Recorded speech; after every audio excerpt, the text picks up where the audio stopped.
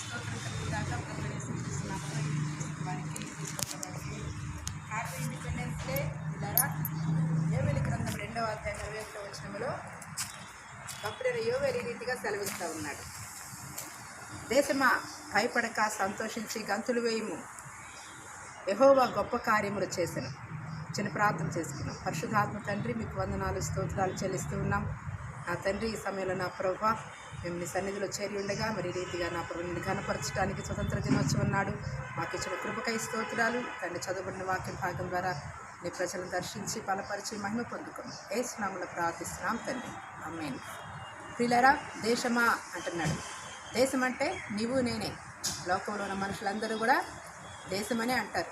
మరి కాబట్టి దేశం అంటే మట్టి కాదు, దేశం అంటే మనుషులే అని చెప్పేసి గురజాడ అప్పారావు గారు చెప్పినటువంటి ఆ యొక్క సూక్తిని మనం జ్ఞాపకం చేసుకుందాము.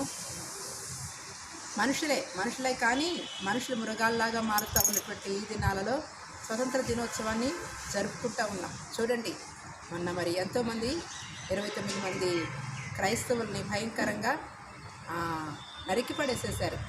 తలలు నరికేశారు, జీవితాలని నాశనం చేశారు.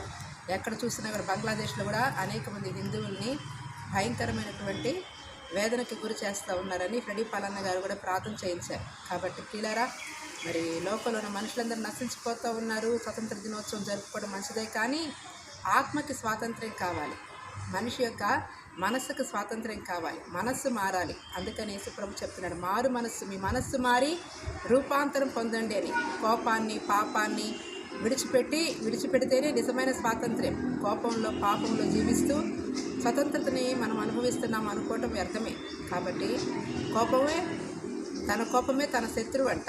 కాబట్టి కోపాన్ని విడిచిపెట్టాలి, పాపాన్ని విడిచిపెట్టాలి, సత్ప్రవర్తన కలిగి జీవించాలని ప్రభు అయినటువంటి యేసుక్రీస్తు వారు మనకు సెలవిస్తూ ఉన్నారు.